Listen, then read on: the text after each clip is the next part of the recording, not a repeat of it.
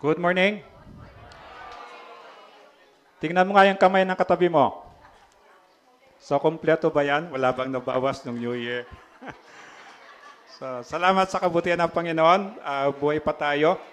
Excited ba kayo sa 2025? Alam mo, Panginoon, ano yan eh. May ginamit siya sa Bible na glory to glory. Hindi po siya gumaganon. Parating pagganon po yan. Parating pagganon. So, mag-expect ka na greater things God will do itong 2025. Kaya salamat sa kanyang kabutihan. So tuloy tayo sa, ito na siguro yung last, I hope.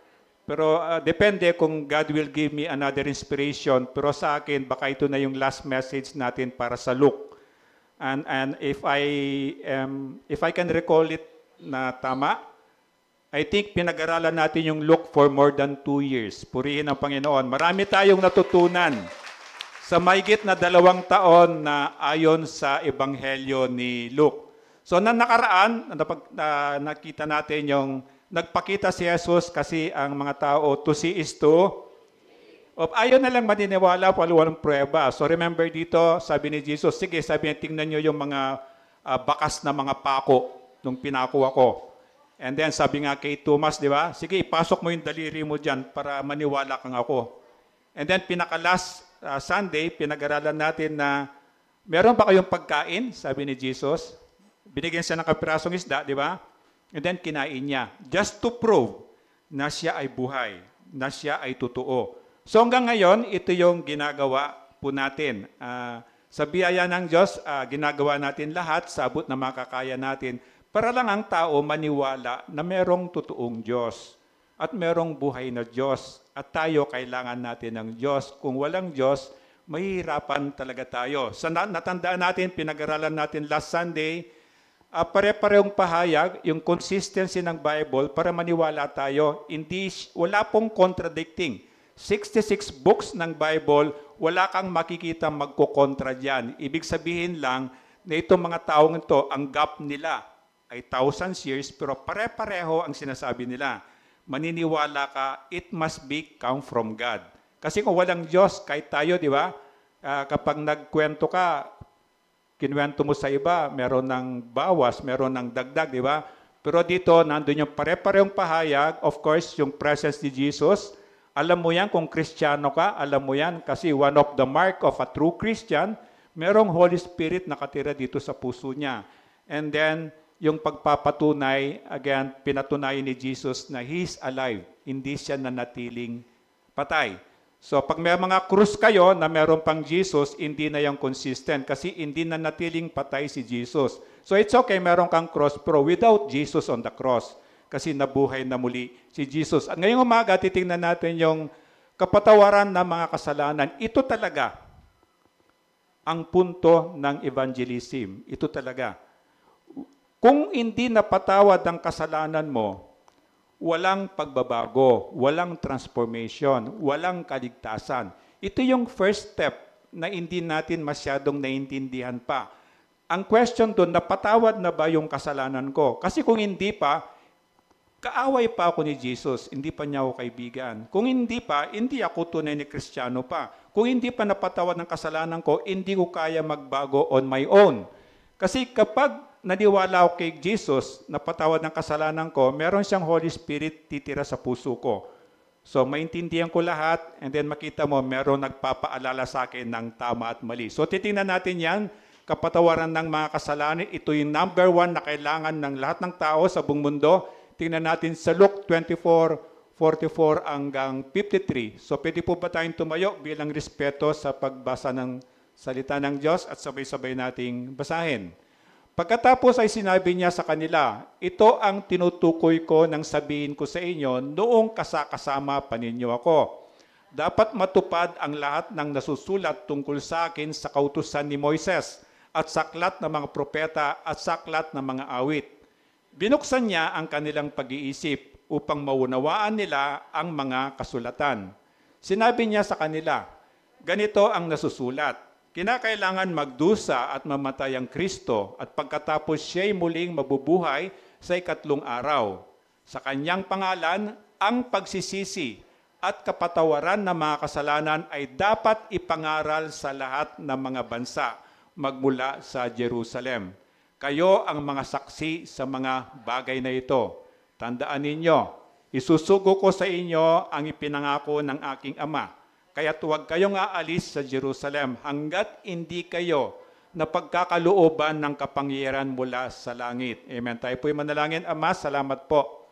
At tulungan mo po kami sa biyaya po ng pangalan ni Kristo, ng anak mo, Panginoong Ama, at ikaw po yung magturo sa amin para matutunan po namin yung tunay na kahulugan ng iyong salita. Samahan mo po kami, ikaw po yung mangusap, itago mo po ako sa iyong likuran. Ito po yung dalangin ko sa pangalan ni Kristo. Amen. Pwede pong umupo. So ito yung sabi nga sa diyan, ngunit ang mga nakasulat dito ay sinulat upang kayo'y sumampalataya na si Jesus ang Kristo, ang anak ng Diyos. At sa pagsasampalatayang iyon ay magkakaroon kayo ng buhay sa pamamagitan niya. Ito yung kailangan natin. Remember, ang kabayaran ng kasalanan ay kamatayan. So pag isinilang tayo, yung spirito natin patay. Buhay ang katawan natin. Kaya sinabi ni Jesus, I am the way, the truth, and the life. Without Jesus, yung spirito na hindi nabuhay, ito hindi siya pwedeng makakyat ng langit. So sabi niya, naisulat kung bakit meron tayong Bible. Ito lang yung punto niya para maintindihan natin, malaman natin ang gagawin natin. Ang magandang balita ayon kay Lucas, ito yung more than 2 years ago, ito yung first message natin. Sa chapter 1, natandaan nyo? So biyaya ng Diyos, may 2 taon na pinag-aralan natin verse by verse. Medyo boring siya kasi walang masyadong mga entertainment. Puro salita ng Diyos kasi kailangan natin, ito yung pundasyon natin. So kaligtasan sa kabayaran ng kasalanan. So alam na natin, ang kabayaran ng kasalanan ay kamatayan.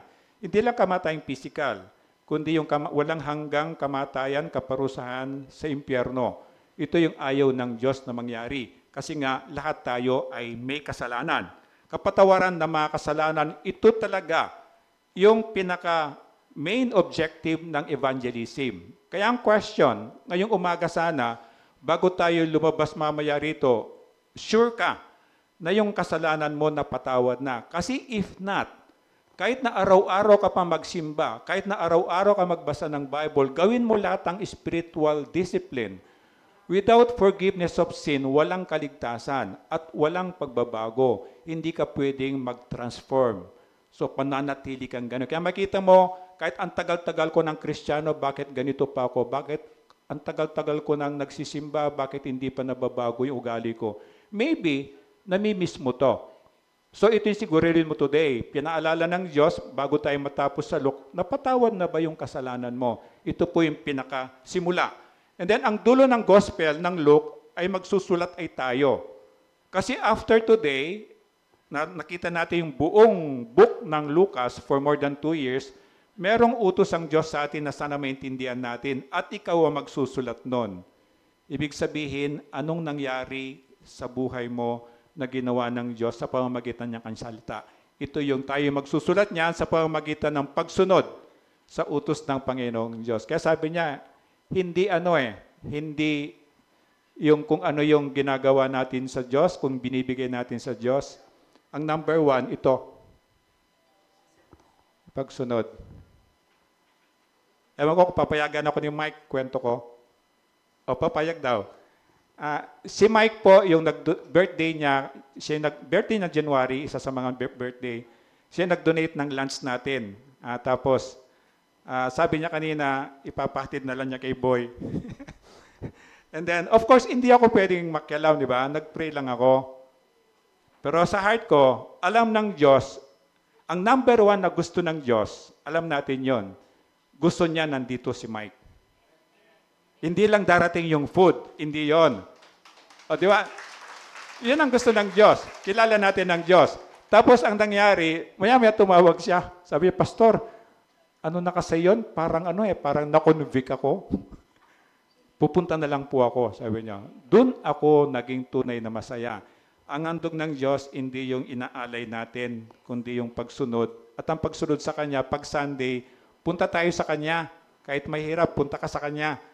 Gusto Kanya makaniig, at least once a week, meron kang date sa Panginoon, di ba? So, i-reserve mo yung araw na yon. Kaya purihin ng Panginoon. Ito yung pagsunod na gusto niya sa mga utos niya.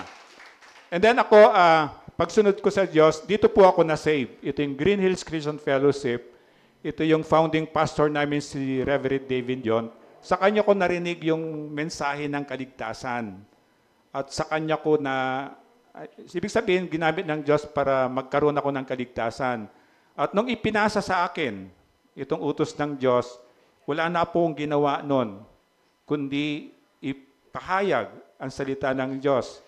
Dinala niya ako sa China, sa Taiwan, sa Singapore, sa Thailand, kung saan tayo, Korea. Ang ginagawa ko lang po doon, hindi na mamasyal, kundi nagpapahayag ng salita ng Diyos. Kasi naranasan ko na kailangan ko pala ng kapatawaran ng kasalanan. At hanggang ngayon po, hindi tumitigil ang Diyos. At nagpapasalamat ako sa Kanya na yung binigay niya sa akin, naibibigay ko din. Ito yung ngayong araw, gagawin ng Diyos sa ating lahat. Hindi dapat matapos sa pastor nyo. Hindi dapat matapos sa akin. Kahit wala na ako, pag kinuha ako ng Diyos, ipagpapatuloy nyo yan.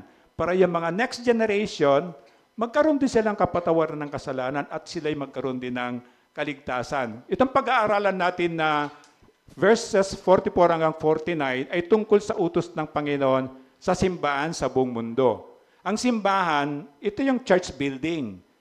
Pero ang tunay na simbahan tayong mga tao. Pag sinabi mo simbahan, iglesia, yung mga taong naniniwala kay Kristo. So ang sinasabi niya, tungkol sa atin, tinipon lang tayo dito sa ECF Center na building, pero tayo ang sinasabi niyang simbahan. So tinuturuan tayo sa Bible, di ba? Tinuturuan tayo mag-worship, kumanta, manalangin, magbasa ng Bible, mag-tithes, lahat yan. Importante lahat yan, pero hindi yan ang ultimate goal ng Panginoon. Ang ultimate goal ng Panginoon, hindi ito yung layunin niya, ultimate goal ng Panginoon, sinasabi niya sa Corinthians, ang lahat ng pagtitis ko ay para sa kapakanan ninyo upang sa pagdami ng mga nakakatanggap ng kagandaang loob ng Diyos, lalo pang dumami ang magpapasalamat sa kaluluwati niya. Mas marami pa ang maliligtas. Ito po yun. So every Sunday, ito yung goal natin. Na sana, maring hindi ka pa nag-decide before, maring bisita ka ngayon, sana marinig mo ang tungkol ng message ni Diyos sa iyo ay magkaroon ka ng kapatawaran ng kasalanan at ito yung kaligtasan. And then from Genesis 3 and Revelation 22, makikita mo, simula ng Bible hanggang sa dulo, yung mga nag-start, nakasabay ko nagbabasa ng Bible, nasa Genesis tayo ngayon, di ba? Pagdating ng December, tapos natin yung buong Bible, na Genesis to Revelation. Sa Genesis 3 pa lang, makikita mo yung, natandaan nyo yung, nagkasala sila Adan at Eva, di ba natandaan nyo? Tapos nung sinuway nila yung utos ni God, na-realize nila sila pala'y bold, walang damit, di ba? And then, anong ginawa nila? Nagtago. Siyempre, naiya, nagtago. And then, dumating nung marinig nila yung yapak ng Panginoon sa Garden of Eden, nagtago sila, di ba? Hindi ba alam ng Diyos saan sila nagtago? Alam, di ba? Pero ang sabi ng Diyos, Adan, nasaan ka? Alam ng Diyos kung nasaan si Adan, alam niya nagtatago, pero tinanong ng Diyos, Adan, nasaan ka? Sumagot naman si Adan, andito po ako. Tatago po ako, naiiya po kasi ako po'y nakahubad. Alam din ng Diyos, di ba? Pero inaantay sana ni God na umamin siya. Inaantay niya na mag-sorry siguro siya, mag-umingi ng tawad, magsisi, di ba? Pero ang tanong ni God sa kanya, bakit? Sinuway mo ba yung utos ko? Ano sagot ni Adan? Si Eva po kasi yung binigay mo sa akin. Inantay lang ng Diyos doon na, opo, sorry po, patawarin mo po ako, hindi ko na po ulitin yun. Dapat yung inantay niya, di ba? Di ba para sa atin, na kapag nahuli ka, nabuko ka, nagtuturo ka, di ba? Siya po kasi. Nakakalimutan mo, isang daliri mo nakaturo sa kanya, pero 3 daliri mo nakaturo sa iyo, ikaw kaya. Alam mo yung ganon? So dito nakita na natin, from the beginning, inahanap tayo ng Diyos. Kaya lang ang hirap maging tapat, di ba? Ang daling magsinungaling kaya, di ba? ang daling gumawa ng kwento, di ba? Kaya yung mga, di ba, pag sumama ka sa mga marites, di ba? Iba na yung version mo eh, di ba? Iba yung version nila sa version mo. Kaya kapag nakinig ka, kakaiba nun. And then pagdating ng Revelation, the same pa rin ang makikita mong ginagawa ni God. Ano sinabi niya sa verse 17? Kasi sabi niya sa verse 17, nawala. But anyway, sinabi ng Panginoon na Revelation 22, ganun pa rin inaharap niya tayo pa rin ang purpose niya, maligtas tayo. Kaya hindi dapat matatapos sa atin. Kasi ako nga, missionary ako. Ito po yung calling ko. For 28 years, I'm a missionary pastor. Kung saan-sang lugar ako dinadali ni God, isa lang yung function ko. Yun lang. Para ibahagi yung balita ng kaligtasan. And then, lahat tayo ay missionary. Sabi mo nga, missionary din ako. O, sabay taas ng kamay, missionary din ako. O, di ba? Sabihin mo yung katabi mo, missionary ka rin. So, lahat tayo, ito yung gusto ng Diyos. Kasi paano na lang? Paano na lang? Kapag lumabas ka, ang dami mong kasalamuhang tao, di ba? Pag sumakay ka, katulad ko, sumasakay ako ng jeep, hindi lang yung katabi ko o kaharap ko makikita ko, di ba? Yung driver. And then po, pumunta ka ng parking, may mga parking attendant. Pumunta ka ng grocery, may mga cashier, may mga baggers, di ba? Sa maghapon paglabas mo, ang dali mo lang lumabas, pero hindi mo ma-imagine gaano karami ang taong na-encounter mo. Tama? Pero kung ikaw ay Kristiyano, anak ng Diyos, siguradong ligtas ka, paano kung siya, hindi pa niya alam ang daan? Yun po eh. Yung pagiging missionary natin, isipin mo, without Jesus pupunta ng impyerno yon. Ikaw sigurado ka na. Sabihin natin sigurado ka na, tinanggap mo si Jesus sa puso mo. Sure kang puputak ng heaven. Paano yung mga taong araw-araw nakakasalamuha mo? At ang masakit pa, paano yung mahal mo sa buhay? Remember, pagdating sa Bible, malinaw eh. Yung pumunta sa impyerno, nakikita niyo yan sa langit. Kasi pinilitan yung katawan nila ng katawang hindi nabubulok, hindi namamatay. Wala na siyang barrier. So nakita mo sa Bible, sabihin ng kamag-anak mo, mahal mo sa buhay, nandun siya sa impyerno. Makita ka niya dyan. Oh, sabi niya, boy, ano ginagawa mo dyan?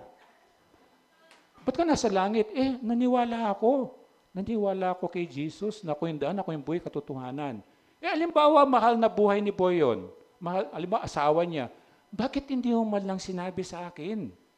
Di sana hindi ako napunta dito sa impyerno. Napaka-importante po yung lahat tayo. Meron tayong mission. Hindi tayo niligtas ni Diyos para sa sarili lang natin. Meron din tayong tungkulin. Kasi number one, ito yung kailangan nilang malaman. Lahat tayo may kasalanan, tama? O sino walang kasalanan dito, bibigyan ng regalo ni Mike. Di ba? Wala, di ba? Lahat tayo may kasalanan. So, at ang kabayaran ng kasalanan, kamatayan. Kaya kailangan natin ito. Kapag hindi napatawad ang kasalanan natin, pupunta tayo ng impyerno kahit anong gawin mo pa. No sinabi ni Jesus, ako yung daan, ako yung katotohanan, ako yung buhay. Ano sabi niya? Walang makakapunta sa langit, sa bahay ng aking Ama, kundi sa pamamagitan ko. Kahit bata, naintindihan niya yan, tama? At pag di ka naniwala doon, lagot ka. Kaya sabi ni Jesus, apart from me, wala naman talagang mangyayari. Ngayon, paano ko ipapahagi yon? Paano ko ipapahayag na kailangan ng tao ang kapatawaran ng kasalanan para sa kaligtasan? Dapat ang basihan ko, Bible. Ito yung tinatawag nilang scripture evangelism. Gumagamit ka, hindi mo lang salita. Gumagamit ka sa kwento mo, salita mo, ginagamit mo, inihiram mo yung salita ng Diyos. Bakit? Because there is a power in the word. Yung mga sinasabi ko ngayon, di ba? Kabayaran ng kasalanan ay kamakatayan, na regalo ng Panginoon buhay na walang gan. Puro sa Bible ko lang kinuha yun eh. Wala naman akong sariling ganun kaalaman. So ito yung sabi niya, Bible, ito yung gagamitin mo para ipahayag yung kaligtasan. Sabi niya sa 44, sabayan niyo ako. Pagkatapos ay sinabi niya sa kanila, ito ang tinutukoy ko nang sabihin ko sa inyo, noong kasama-sama pa ninyo ako, dapat matupad ang lahat ng nasusulat tungkol sa akin, sabi ni Jesus, sa kautusan ni Moises, sa aklat ng mga propeta, at sa aklat ng mga awit. So, binanggit niya rito, mga propeta, awit, mga kautusan ni Moses, Old Testament yan, di ba? Ngayon sa generation natin, mag-ingat kayo. Maraming Christian organization ngayon na nag-split. Meron yung paniwala nila, Old Testament lang sila. May paniwala sila, New Testament lang. So hindi po ganon. Itong 66 books na yan, pinagsama yan, hindi mo pwedeng pag-iwalayin. Kaya may makikita mo, meron yung mga hindi nagpapaputol ng buhok, di ba? Kulang na lang, hindi rin magpaputol ng kuko. Di maganon yung mga kabayang kuko, tapos mahaba pa yung buhok, di ba? So ito yung mga yon eh. So hindi po pwede. Ang kabuuan, 66 books, hindi mo siya pwedeng, hindi siya multiple choice. Ito yung sinasabi niya. Kahit sa Old Testament pa lang, sabi niya, sinasabi na yan. So bakit hanggang ngayon, hindi ka pa naniniwala? Lahat ng sinabi ng propeta, nangyari na. Isinilang na si Jesus nga eh. Pinatay na nga si Jesus eh. Ibinurol na nga siya. Inilibing na nga siya. Nabuhay na nga siya muli. Hindi ka pa rin naniniwala. So there's something wrong with you. Tama?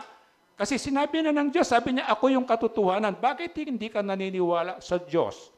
Na sinasabi niya, siya mismo yung pinanggagalingan ng katotohanan. Ang pundasyon ng Ebanghelyo o yung evangelism ay ang Old Testament. Bakit? Para maniwala ka. Kasi yung Old Testament, it composed of parang simpleng salita, hula. Hula. Parang mga propeta. Sinasabi ng Diyos yung mangyayari bukas, mangyayari next year. And then pagdating dito, merong 400 years of silence. Di ba? Walang naisulat. Pero makikita ka, doon sa apocryphal ng Catholic Bible, yung mga Tobit, nandun, may makikita ka doon ng mga kwento. Pero hindi sila inspired by God. And then New Testament. New Testament, fulfillment o katuparan lahat ng hula na nanggaling dito. And then doon ka maniniwala. Hindi sila yung naghuhula sa palad, kundi bakit sinabi dito 1,000 years ago dito nangyari. Doon ka maniniwala na ang Bible ay walang mali at totoo. 45, sabayan niyo ako. Binuksan niya ang kanilang pag-iisip upang manawaan nila ang mga kasulatan. Ito yung sinasabi natin.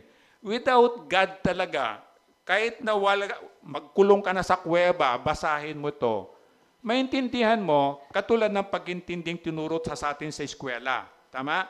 Alam mo yung A, alam mo yung B, alam mo magbasa ng word, alam mo magbasa ng sentence.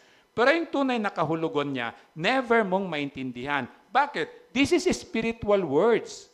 Gawa ng Diyos to. Apart from God na magtuturo sa'yo, magpapaliwanag sa'yo, hindi mo siya kailanman maunawaan. Ito po yun. Ito po yung with humility, Panginoon, kailangan po kita. Kahit pang magbasa ka ng Bible, kailangan po kita. And again, pupunta ka sa step number 1. Kung wala ka kay Jesus, wala kang relationship kay Jesus, walang Holy Spirit nakatira sa puso mo, maintindihan mo siya pero very shallow lang.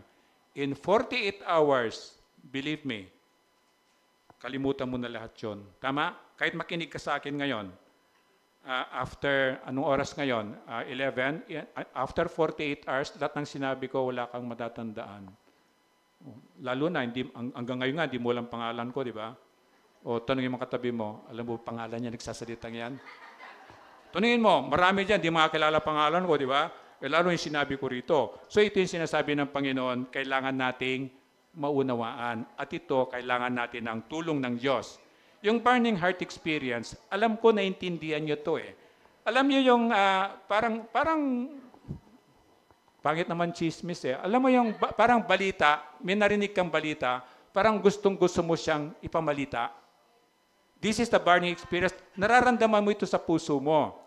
Ito yung kinuwento ko kanina na nung marinig ko yung salvation kay David John, yung American missionary pastor kung saan ako naligtas, meron akong, hindi ko naintindihan siyempre. First time ko naramdaman. Basta't sa heart ko, alam mo yung burning experience. God, sabi ko, hindi ako marunong mag-pray. Wala akong alam sa Bible. First time ko marinig yung gospel, sabi niya, pagsisiyam ko raw, talikurin kasalanan ko. Naniwala naman ako, di ba? And then naramdaman ko po yun.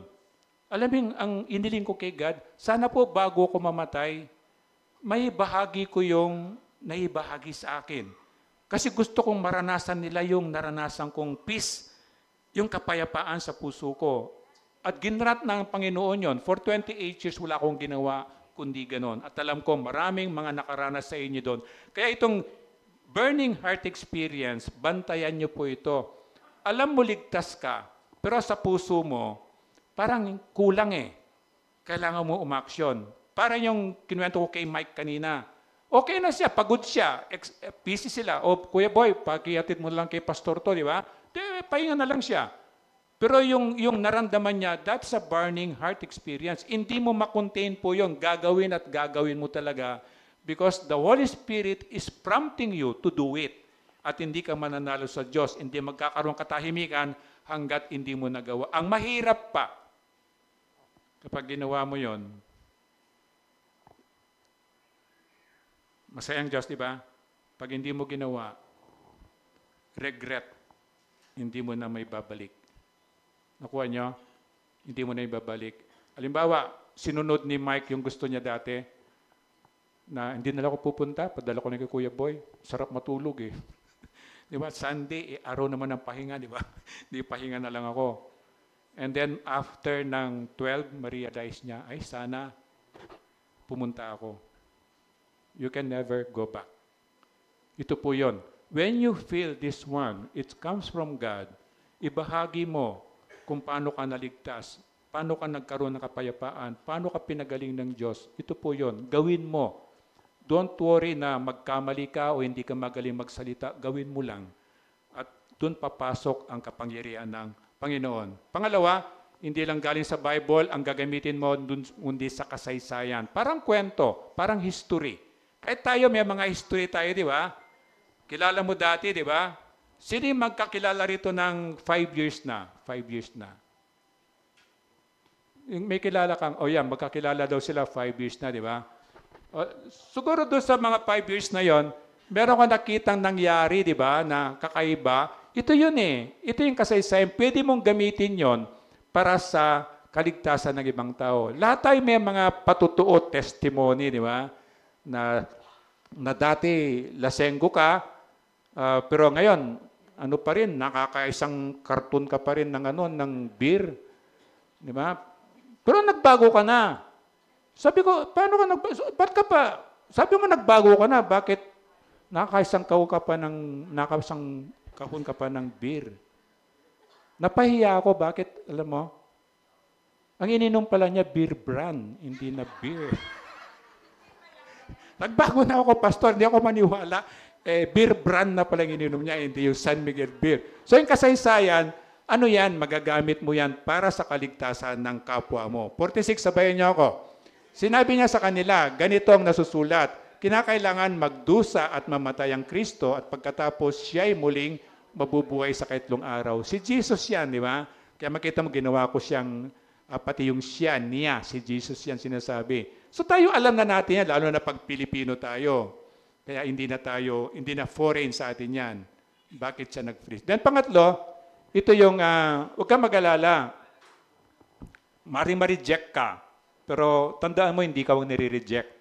Nire-reject si Jesus. Pero magbubunga po yan. Halimbawa, hindi siya naniwala sa pagpapahayag mo ng kaligtasan. Pero meron na pong naitanim na buto dyan. At ang Diyos ang magpapalago dyan. At pagdating ng araw, makikita mo na lang yung bunga niyan. Hindi lang yung kaligtasan. Alam mo yung bunga ng Banal na Espiritu, bigla siyang naging mabait. Pero kahit naging mabait naman, huwag mo namang take advantage na dahil naging mabait siya, utang ka ng utang, di ka na magbabayad. Hindi gano'n ang kabaitan. Huwag mo rin namang aabusuin. Kasi ikaw, binago na ng Diyos, hindi mo nagagawin yon. So nagbubunga yan at tandaan mo, lalo na yung kaligtasan. Ito yun eh. Kasi alam mo eh, kung ligtas ka, kung nakikinig ka, alam mo, kung wala kay Jesus, pupunta ng impyerno yan. Wala pong ibang daan. Hindi pwedeng, God, pwede bang ibalato mo na lang sa akin? Hindi po pwede.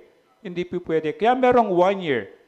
Ako po yung produkto kung saan ako dinala ng Diyos, di ba? Unang-unang missionary trip ko in China. Nung araw na yung pinupugutan ang mga katulad ko doon, pinupugutan ng ulo sa square para hindi ka pamarisan. Pero dumating yung time, naalala ko mga kapatid ko, pamilya ko, God, sabi ko, bigyan mo naman ako ng time para may bahagi ko sa mga kapatid ko, mga pamangkin ko, yung ikaw. Kasi pag namatay sila, pupunta sila na impyerno. And once, pinagbigyan ako ng Diyos, once Christmas, doon ako sa kanila. At ngayon, marami akong mga pamangkin, mga apo, mga kapatid na mananampalataya na sa Panginoon. So yan nagbubunga. So don't worry, pahayag ka lang ng pahayag. Kapag hindi niya tumanggap, ipanalangin mo lang, so huwag ka mag-alala. Pero sigurado magbubunga yan kasi ginagawa mo para sa Diyos yan. And then 47, sabayin niyo ako. Sa kanyang pangalan, ang pagsisisi at kapatawaran ng mga kasalanan ay dapat ipangaral sa lahat ng mga bansa magmula sa Jerusalem. Lahat ng mga bansa. So makita mo yan, this is the mandate ng Diyos, hindi lang po sa akin, kasama ka dito. Tingnan mo yung katabi mo, kasama ka di dyan, kamo. Lakasan mo, hindi ka naririnig eh. Kasama ka din dyan, kamo. O kalabitin mo kung tulog. Kung tulog.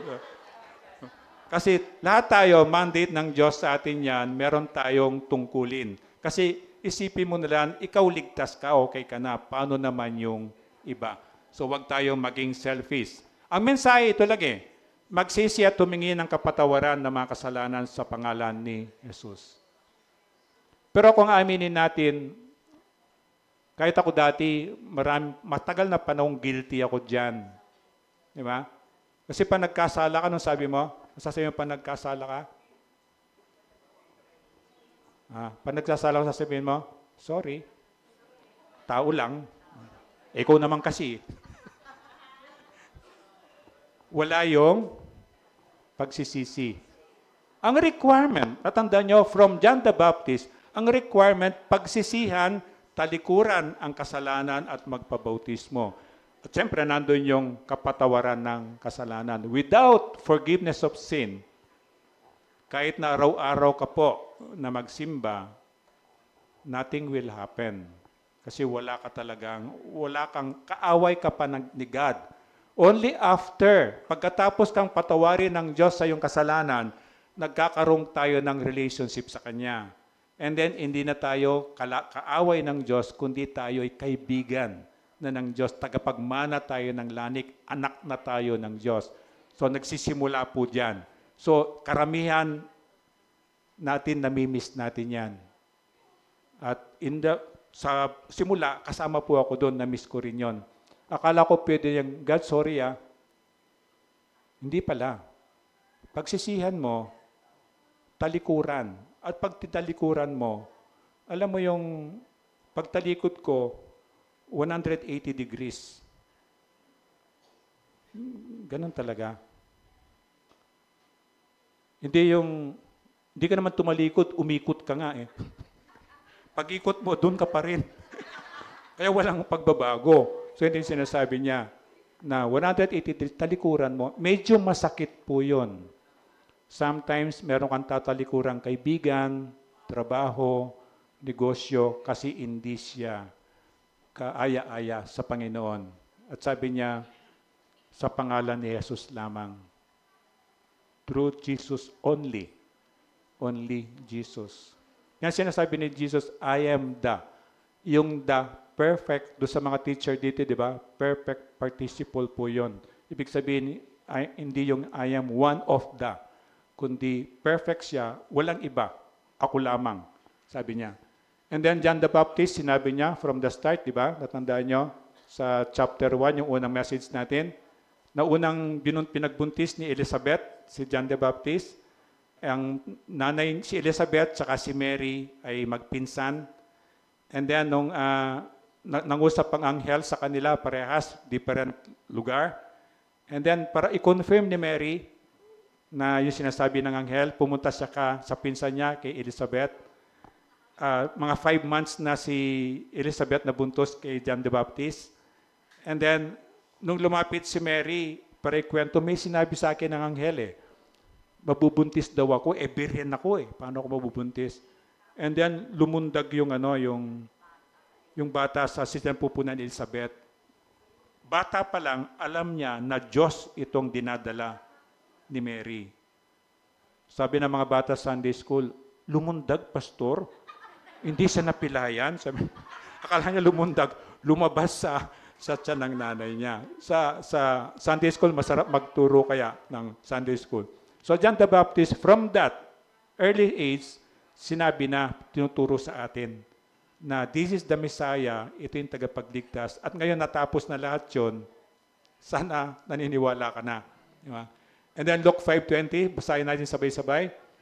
Na makita ni Jesus ang kanilang pananampalataya, sinabi niya sa paralitiko, kaibigan, pinatawad na ang iyong mga kasalanan. Remember itong paralitiko na, yung kwento sa Bible na nagtuturo si Jesus, ang typical na house sa Israel, 2 palapag. Pero itong second story, hindi nila usually ginagamit. Parang bilaran lang yan. Bilaran ng mga products nila o bilaran ng mga damit, para mga ganyan. So, hindi sila makapasok. Remember, itong paralitiko, dala-dala ng mga kaibigan niya. Hindi sila makalapit sa dami ng tao. Binakbak nila yung bubong, di ba? And then, ibinaba yung paralitiko sa harap mismo ni Jesus. At pinagaling ni Jesus. Anong sinabi ni Jesus?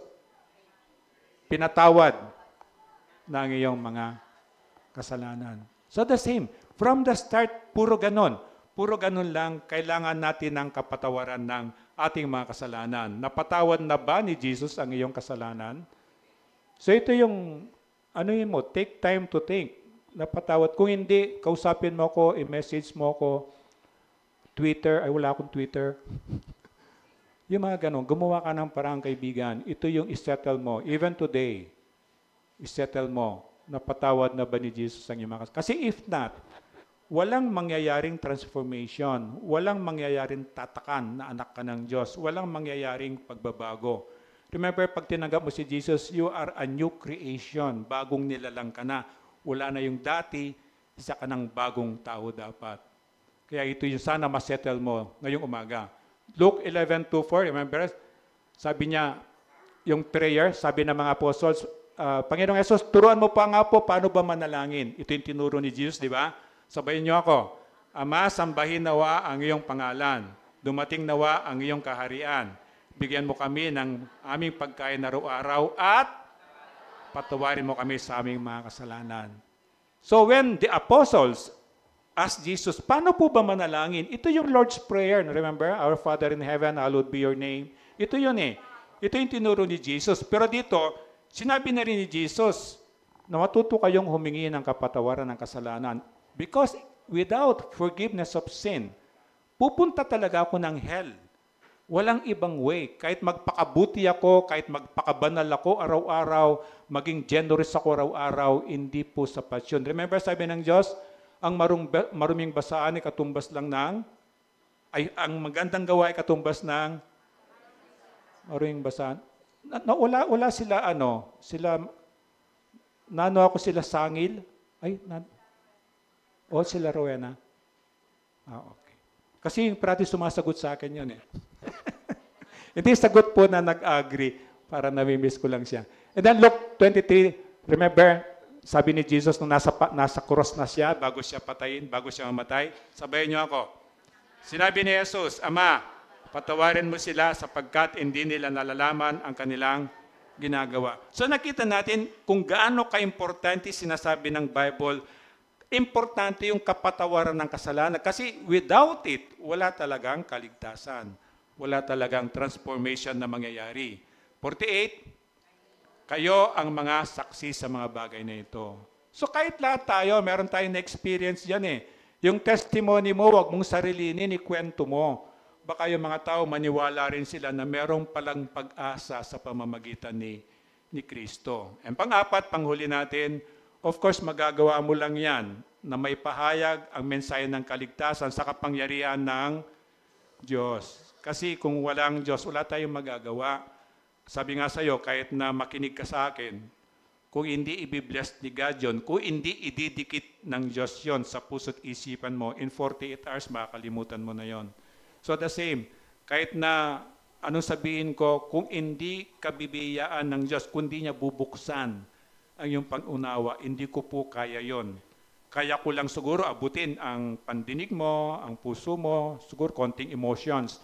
Pero yung spirit mo, hindi ko kayang abutin yun. Only God can do that. Kaya kailangan yung kapangyarihan. Anong gagawin ko? Pag nagpapahayag ka, may tinatawag na divine appointment. Parang parang date, di ba? Pag nagipag-date ka, meron kayong usapan, isang kayo magkikita, di ba? Isang kayo magkikita, anong oras? And then, ang mali mo, sabi niya, 7-Eleven. nandun pala siya sa kabilang 7-Eleven. So, yung pag nakipag-appointment specific, 7-Eleven ng M. de la Cruz, ha?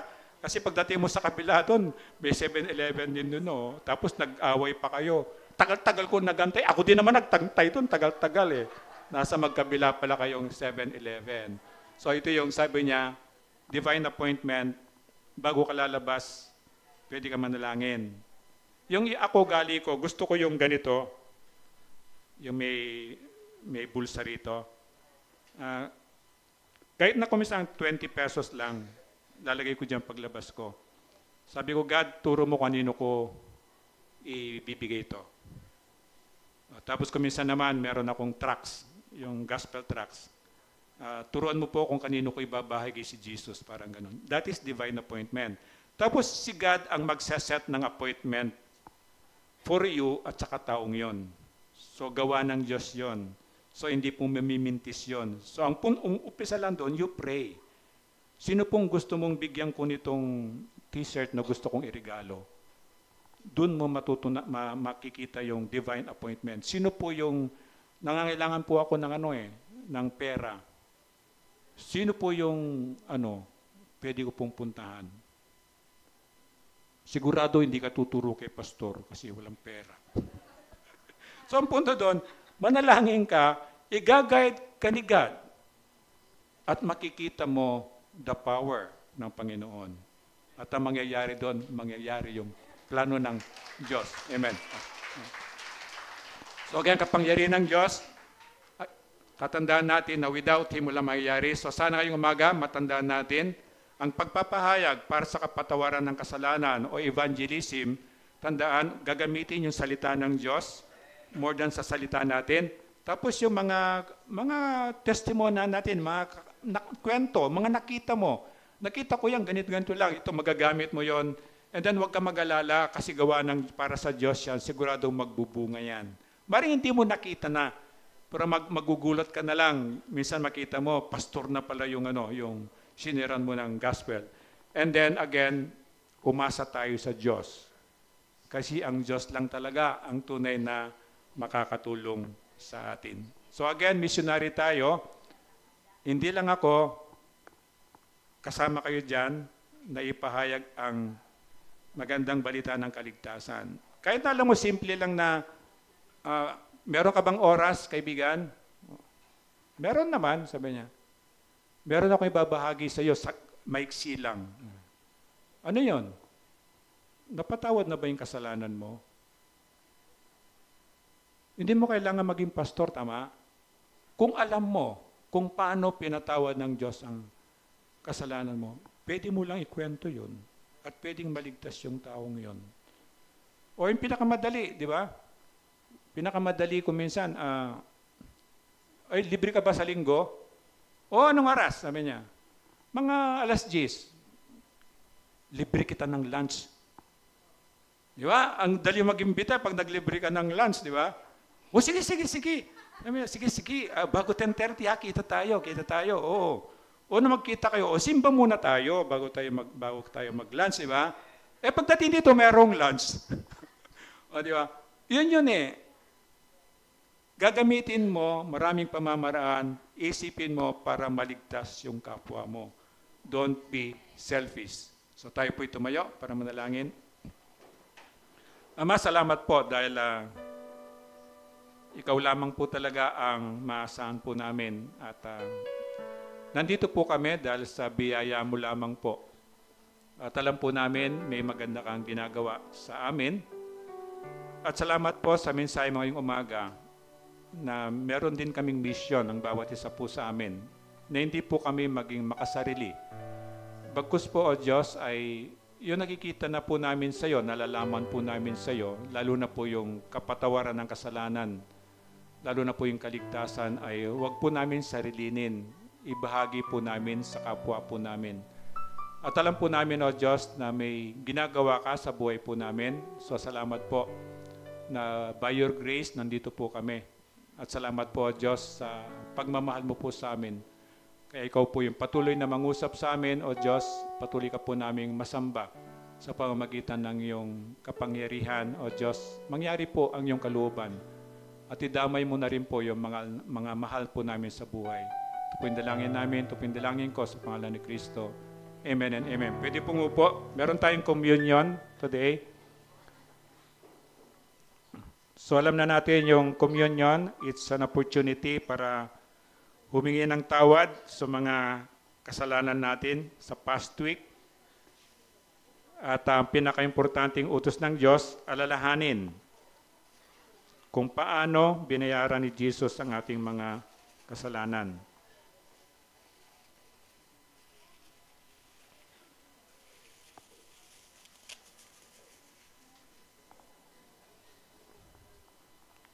So kunin niyo po yung element, antayin niyo, tapos sabay-sabay tayong mag-communion mamaya.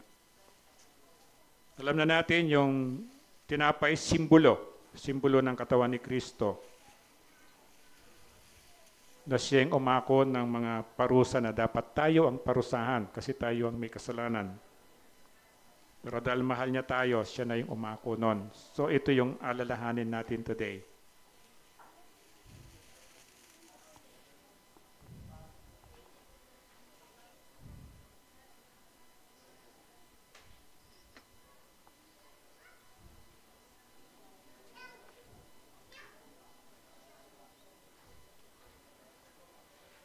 Please, yun na mag-serve ako.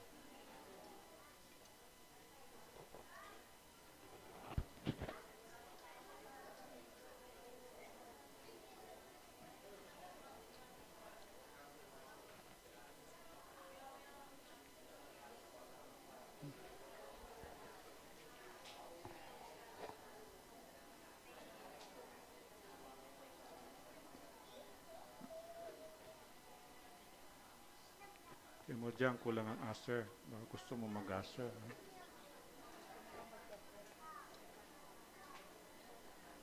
Nakita nyo, kulang ang aser. So, baka kinakausap kayo ng Diyos, mag-serve kayo sa asering. Sino ni? Nag-communion na kayo?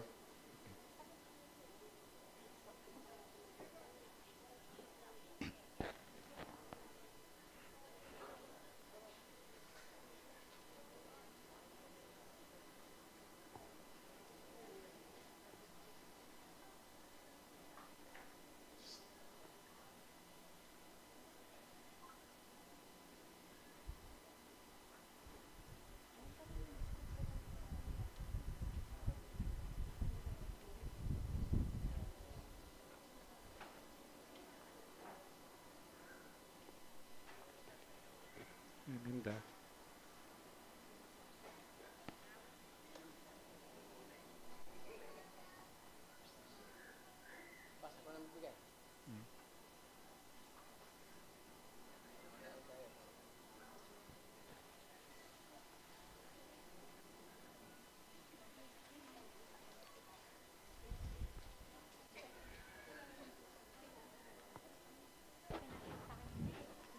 So, take time to pray, yumuko kayo, pumikit, at hingi ng tawad yung mga nagawang kasalanan.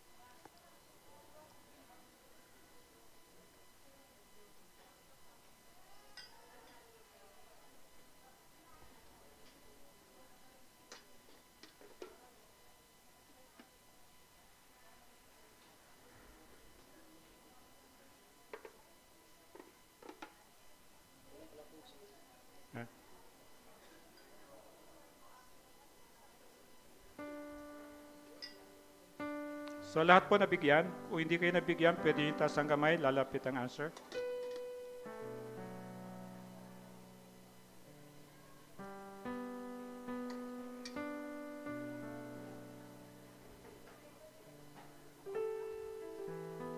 Lahat po meron na. Pwede pakitaas yung tinapay at sumunod kayo sa akin. Panginoong Yesus, salamat po. Dahil mahal mo ako, ikaw po yung tumanggap ng lahat ng kaparusahan, ng lahat ng kasalanan ko. Salamat po sa pagbabayad mo sa aking mga kasalanan. Ito po yung dalangin ko, pangalan ni Kristo. Amen. Ngunguyain po siya.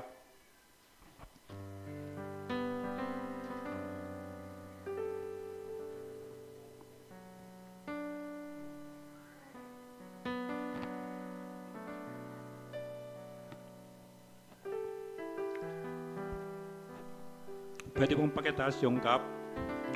Panginoong Yesus, salamat po dahil sa dugo mo, nahugasan po ang lahat ng kasalanan ko at ang lahat ng karumihan sa puso ko. Ginagawa ko po ito bilang pagsunod sa utos mo na habang inaantay po kita, parati ko pong alalahanin kung paano mo po binayaran ang aking mga kasalanan.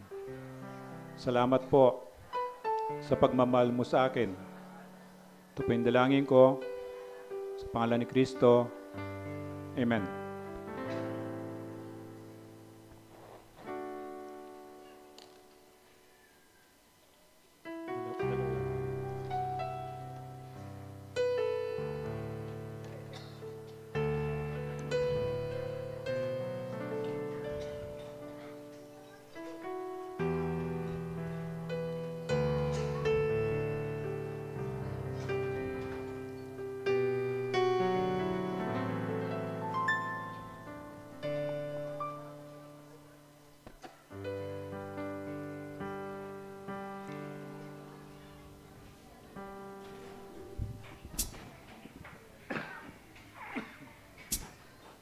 Salamat sa Diyos sa pagkakataon na may balik natin sa Kanya ang portion ng pagpapala niya sa atin through our tithes and offerings. Sabi niya sa Malakay 3:10, dalhin ninyo ng buong buo ang inyong mga ikasampung bahagi sa tahanan ng Diyos upang matugunan ang pangangailangan sa aking tahanan. Subukan ninyo ako sa bagay na ito kung hindi ko buksan ang mga bintana ng langit at ibuhos sa inyo ang masaganang pagpapala.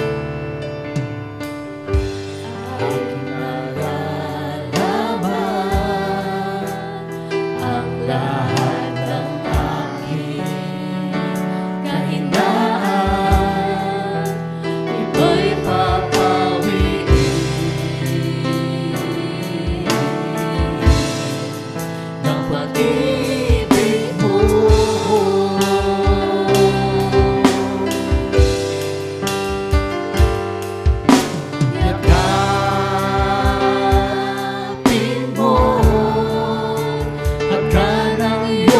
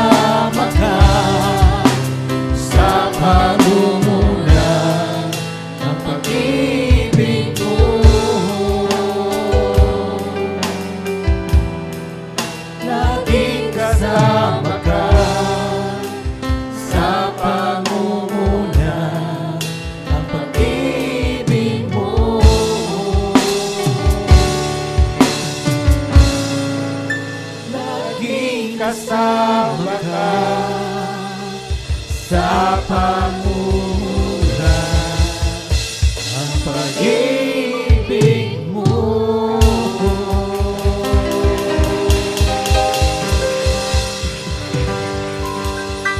Pwede pong umupo muna. Welcome natin yung mga first-timers natin. Yung first time po na nag-worship ka, isa lang, si Juanito Messina. Ayun sa likod. Welcome, Juanito. Sana next Sunday makasama ka namin ulit ngayon dito. Kantahan natin yung malapit dyan, kamayan nyo naman para ma-welcome siya.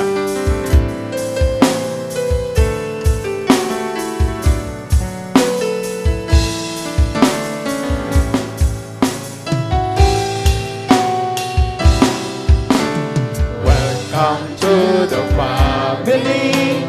We're glad that you have come to share your life with us.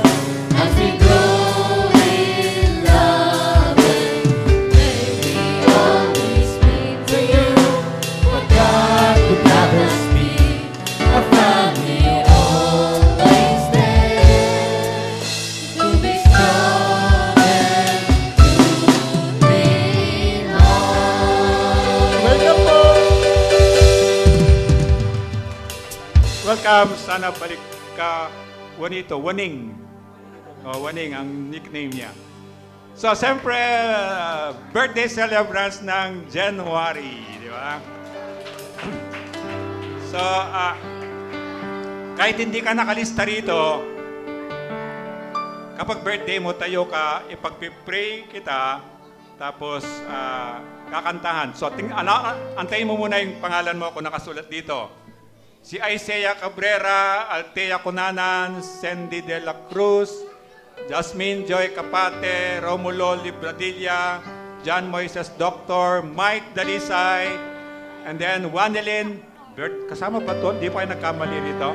Wanelin Pilitro, Jamaica Nazareno, Christine Wanir, Rodel Wahe, Jeline Cambay, Melinda Domingo, Princess Rodriguez, Lisa Faith Rufo, Edwin Sancon, Francisco Martinez, si Boy, and then Sino Joshua, ay si Joshua yun, tayo ka, Sino Joshua, and Marivic Paragis, Villasis Seque Laurent, Benji Jaime, Leonila Peralta, Maria Rina Vidal, Jason Forte, Jasmine Riodique, Demetrios Andres, birthday mo, tayo ka.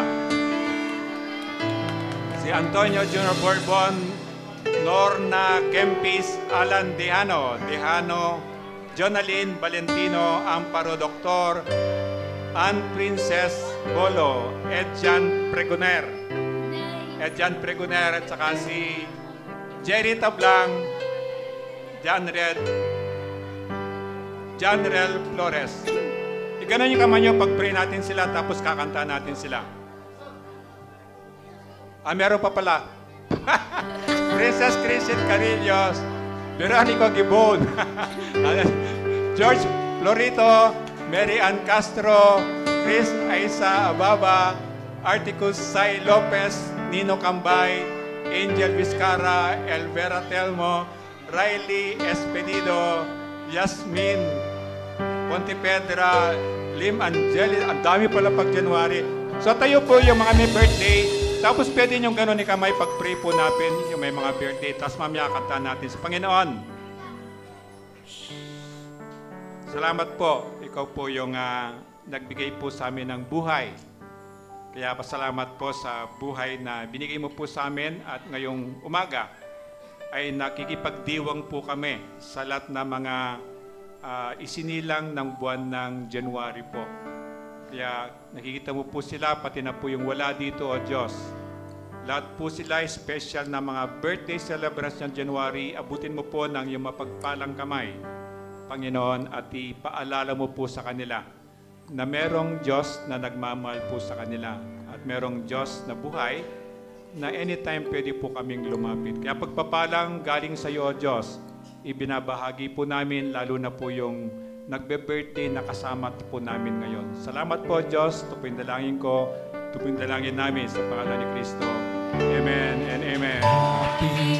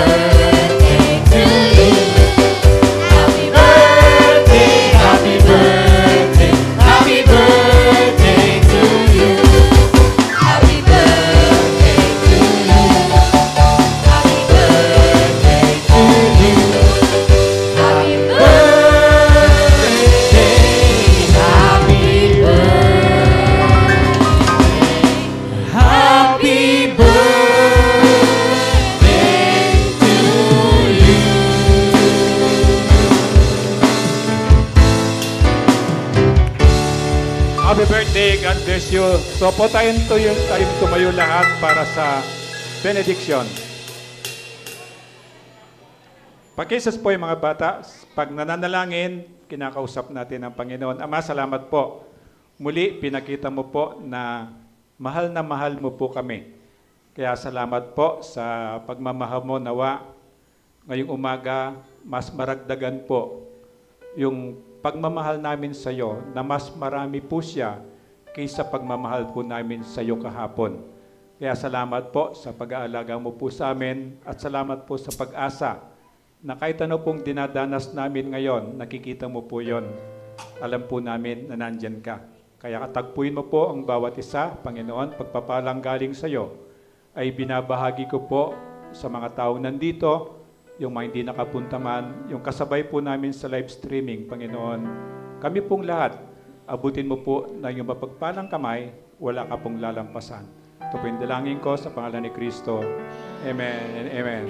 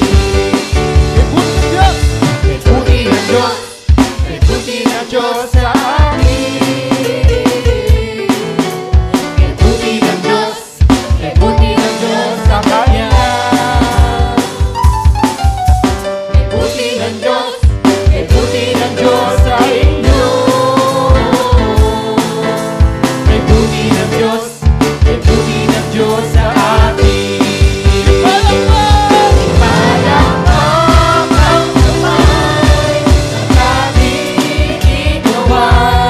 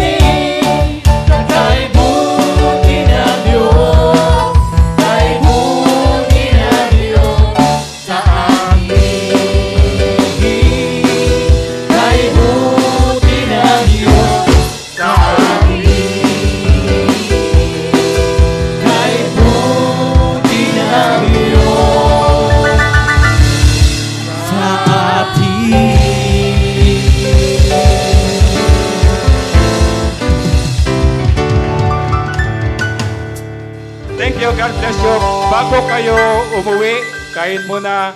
Bago kumain, picture taking muna doon ng camera.